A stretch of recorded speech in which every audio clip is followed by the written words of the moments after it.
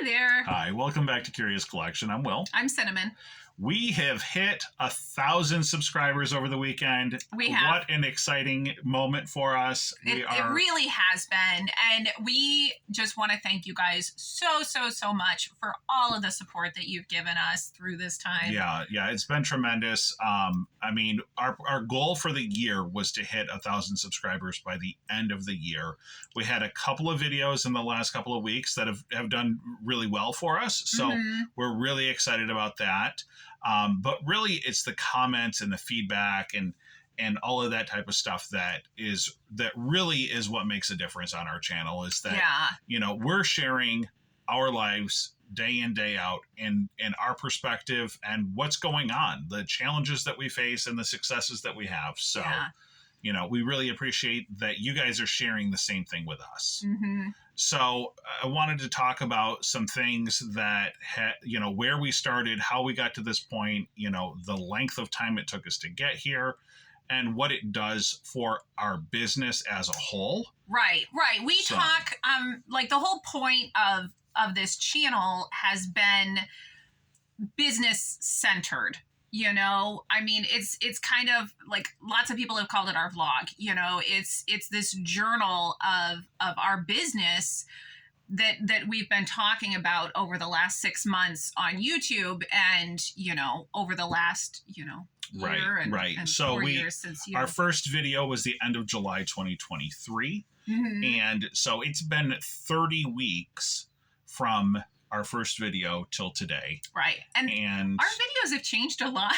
They have. I went back and I was watching them and I'm like, oh my goodness, it's so bad. Well, and we're certainly not there. Let's be clear. No. We're certainly not there.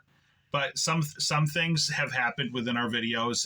To begin with, very unnatural, very just talking into a camera in itself is really challenging. If you've never tried it, it is. We were very awkward and we didn't know what to say. So we started with just the what sold videos. And there's not nearly so much thought process that goes into those types of videos. It's just, these are the things that we sold, and maybe, a topic during, that, or maybe we just talked a little bit about those types of items. So it was about 2 months, I think, that we were kind of going in that direction. And then we would talk a little bit more about the business, but we'd still do the what sold. And then we'd talk a little more about the business. And then we kind of stopped doing the what solds. Well, to begin with, I find that just personally, I don't have a taste for what sold videos.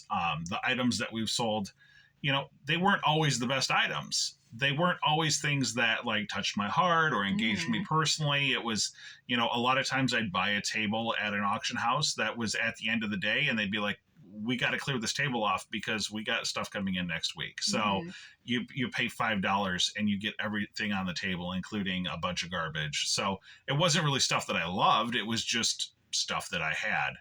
So, not doing as much what sold videos. And I know a lot of content creators, that's their whole brand is just look at these amazing things that I've sold. But, and there are times that we'll be like, oh my goodness, we made this amazing buy. And then we'll talk about those items. Or if we have some sales that are really super awesome, we may talk about those as well. So last month we did our January sales, our top 10 January sales. And so that, we're still able to talk a little bit about the things that have sold within our business. But that's not necessarily the focus anymore. The focus is more on actually running the business. What things are really pertinent to our business, the emotions behind that, the inventory system, the things that are selling, the things that aren't selling, diversifying in all aspects of the business, all of those things that go with running day to day and trying to get this business to support the household. Right. So one of the things that I hear on other YouTube resellers channels are that, from just a regular seller perspective, and I kind of had this myself, is that Well, they're doing it. They're getting all of these viewer sales. So I should start my own channel and get viewer sales. Well, you're only going to get viewer sales if you have items that your viewers are interested in, and if you're doing viewer related content. Our content is directed towards sellers, not towards buyers. So, we have had some viewer sales. We absolutely appreciate that. We had a person really actually overnight reach out to us. They wanted to know about getting a discount because they are a viewer. So we did add a coupon code to the store. So it's Curious 2024. And if you use that coupon code, you'll save 20% off any purchase that you make in our main store. Curious 20 if you want a discount on something out of our ad store. Now, most people aren't going to go to the ad store. If you want the discount, it's Curious 2024 for the main store. For the main store. Yeah, and we do appreciate the viewer sales. We really do, but we don't push that either. Right. That's not the main source of our business at all. We appreciate that. Please don't get me wrong, but I think you said it was less than 1%. Right, less than 1%. Yeah. Like I said, last year I believe our total sales were $102,000. So, $1,000 from YouTube sales would be tremendous, and we're not at that. Yeah. Point. So, and again, it's not something that we really push. Because there's a lot of other things that the YouTube does for us that are beneficial. So, one of the things that I was thinking of is the fact that it forces us to be introspective of our business. It forces us to look at ourselves and the workings of our business so that we can then identify any problems or any benefits of the business and then communicate that with our community, with you guys, with the viewers. And I think that has really helped us to really kind of hone in on maybe what some of the troubles in our business are, or some of the things that we're like, ooh, this really, really worked. I want to share this with the viewers. So it does. It really forces us to really look inward. And yeah. One of the things that I see is that, through last year, we would talk about, maybe sales or maybe some numbers. And I think a lot of YouTubers struggle with how much do I disclose? How honest am I with numbers? Part of that is how well do you know your numbers? If you don't have a full grasp on what you're doing day in and day out, you really can't share information you don't have. If you're waiting till the end of the period, the end of the quarter, the end of the year to actually get those numbers, you're not going to have that as something that's accessible that you can actually talk about. So that's why one of the things that we started doing last month was that we did that month end recap where we talked about our numbers. We put the screenshots up and we're able to share, this is what it looks like. This is what it looks like. Last month we did $10,500 in sales, but the reality is we made $4,000 in profit, right. 4,300. So you are forced, if you want to share the information, to have it. We had to go in, look, and see. Another thing that I thought was really surprising is when we looked at our top 10. Yeah. So we pulled the top 10 items. We shared those items with you guys. Every item was over $100 in value. Tremendous. I love that. But the reality is when we started looking at those items, we didn't make a lot of money on every single item that was in our top 10. Some of them we made $100 on. Some of them we spent the whole day driving around and we didn't make any money on. Yeah.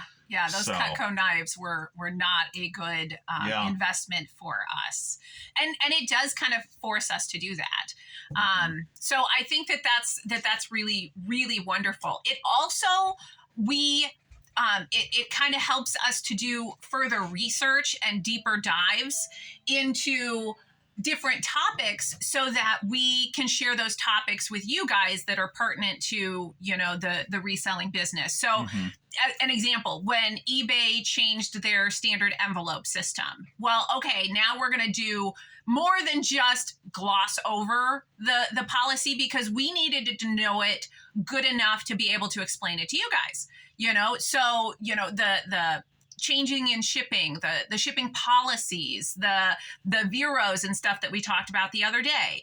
It kind of forces us to know our stuff so that we can then share those insights with you guys. And I think that that definitely helps our business and the way that we run that business. Right. Yeah. I mean, definitely, even like I was talking about within the categories, drilling down and going, where's the money coming from? You know, how much does this product cost? We talked about like postcards. I love to sell postcards. I think that they're really engaging, really interesting subject matter. We've got over 2,000 postcards listed in our store, but then I look at other people and they have like 56,000. And then I start looking at the numbers and I go, oh, well, yeah, we made $7,000 in postcard sales, but what did that actually translate into profit? How much energy and time went into listing all those cards? So it makes us start questioning and reevaluate what we are doing with our business and go, you know, if the money's going there and the money's coming from there, then maybe that should be our focus points. You know, if, you know, as example, we had talked in one of our videos about free shipping and how we are big proponents of doing free shipping. Free shipping for us, meaning adding the cost of shipping into the total price of the item. Right. If we comp it and somebody has their item at $20 plus $4 shipping, we just list it for $24. It's the same thing at the end of the day. On your tax form, it's going to look exactly the same. It literally changes nothing about the product. But the thing is, you have to know what the shipping would cost. So it forced me to go to the USPS website, pull up the shipping chart, and go, hey, you know what? There's less than $1 difference in shipping from zone 1 to zone 9 on a 4-ounce package. Right. And most of our things are those 4-ounce packages. I mean, that's just our business model, you know, is we use things that we've paper and jewelry, and both of those fit into, you know, a smaller. But the reality is, even on a 5-pound package, the cost in shipping. So from zone 1 is 50 miles from your house. Zone 9 is anywhere on the planet that USPS delivers U.S. packages. And for a 5-pound package, the difference is only $6. Does anyone else know that? Have you pulled the chart? Well, that's what our YouTube video forced me to do and go, what's the argument? Well, the argument is it's less than $6. Right. So if you're higher up in the algorithm search, it's worth the $6 because you're already working that into your cost. Right. Assuming that your product has, and so again, that's our argument. I'm not going to sell something with free shipping unless I know that it can cover $6 in shipping. Right. You know, some of the other things is that the community that we now have with you guys, we don't know all the answers. We've never tried to say that we know all the answers. And that's why we want this YouTube community, is so that we can share. You know, when we talked about the Vero video a couple of days ago, you guys shared the things that you've been dinged on. You know, I had no idea that you couldn't say Velcro. Like I didn't know that, but somebody in the comments. So just as a preface to that, you don't watch reseller content. I don't.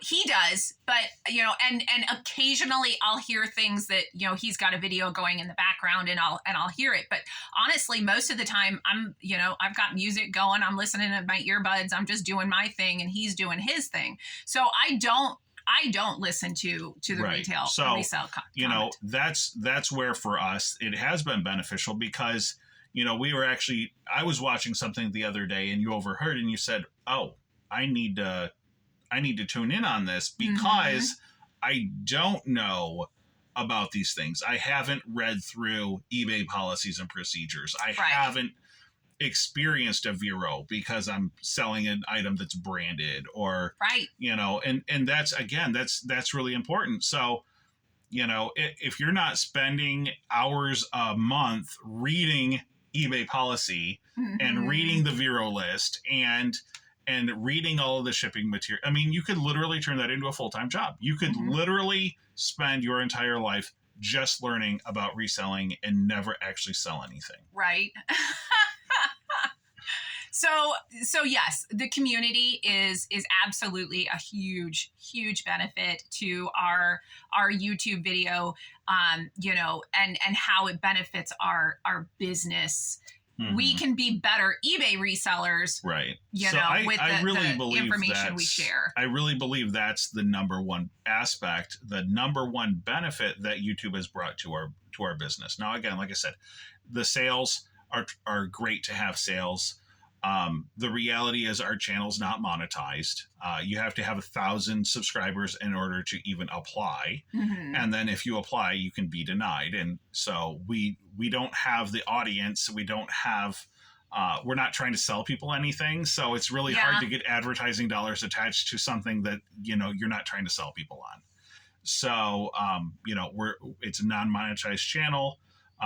We talked about the fact that we do put about 2 hours a day, 5 days a week into our YouTube content. Yeah, between you know, coming up with the topics, which is difficult. I mean, coming up with something new and original every day that's going to benefit you guys, you know, that is a lot. So, you know, talking and storyboarding and trying to come up with something new and original and beneficial certainly takes time.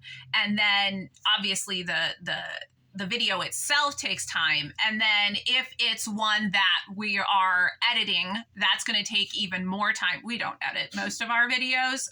It's usually just whatever we say is what comes up.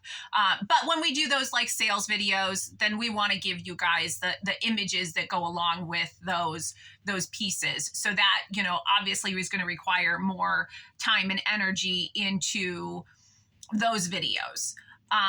So, I mean, it certainly does take some time and energy and thought process to go into it. The intentionality of our videos is really where the value is for us. Yeah.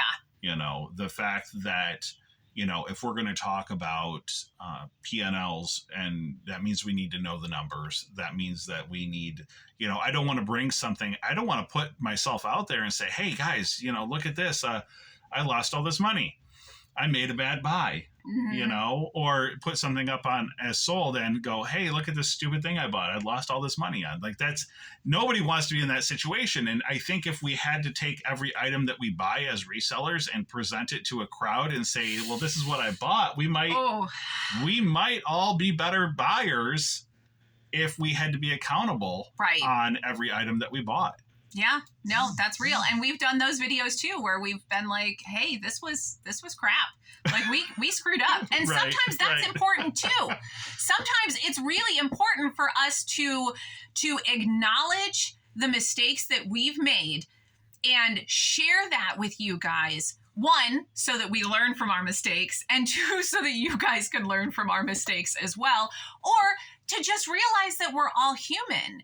You know, there's times when, okay, we've had a really crappy sales day and we feel really, really bad about it. And you start to question every decision that you've ever made when you started this reselling thing. Yeah.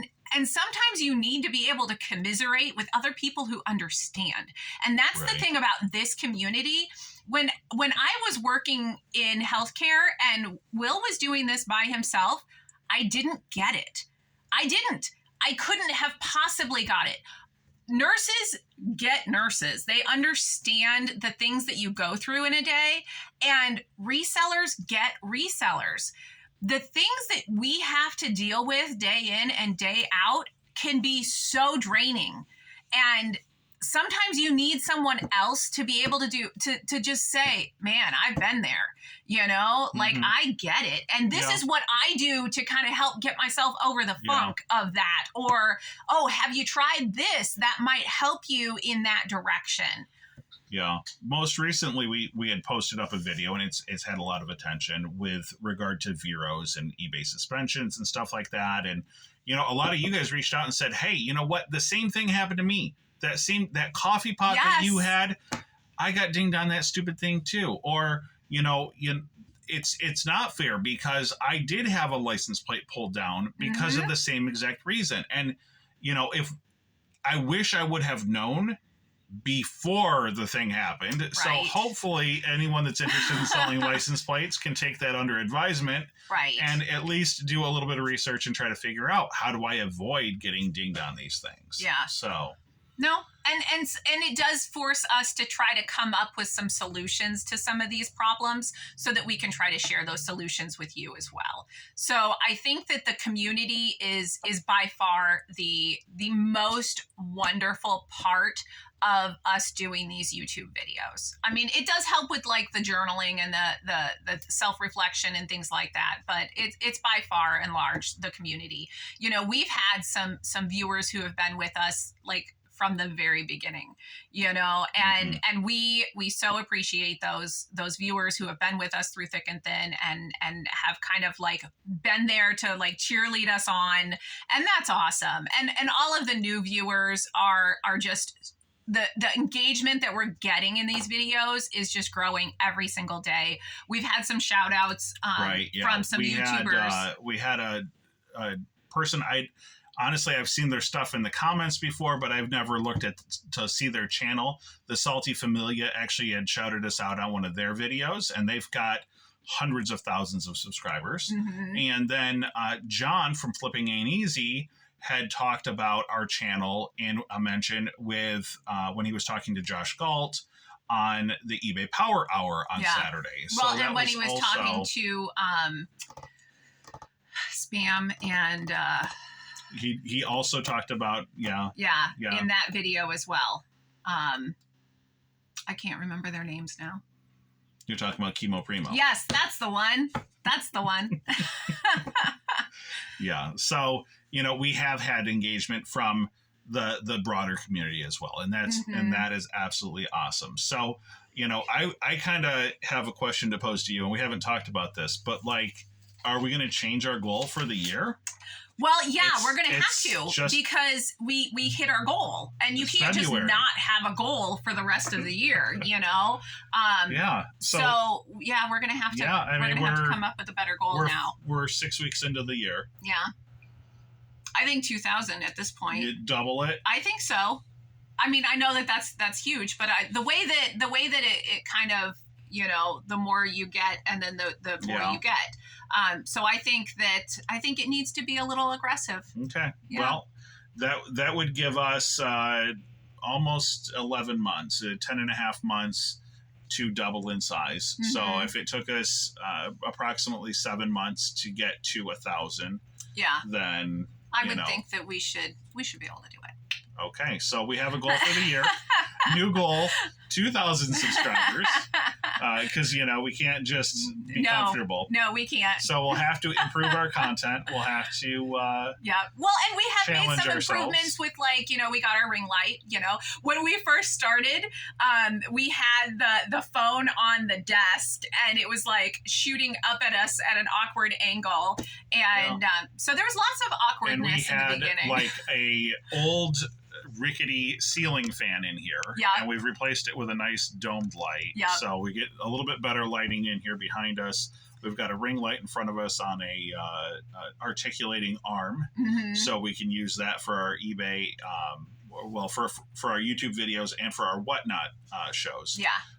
So that's another thing for another day. We'll talk about our Whatnot and how that's going, but so it's been a tremendous ride up to this point. It has. And I feel like we're a little bit more comfortable in front of the camera. Somebody this week actually asked us about our process. And so I did want to just spend a few minutes on that. Every day, we've talked about Monday through Friday, we go for a 4-mile walk, try to get ourselves up, you know, exercise and kind of use that as an opportunity to get our brains in the right space for the day. So we'll usually throw out some ideas for a show with some bullet point ideas, and sometimes we'll argue the points within that when we're on our 4 miles is a long way to walk. It is.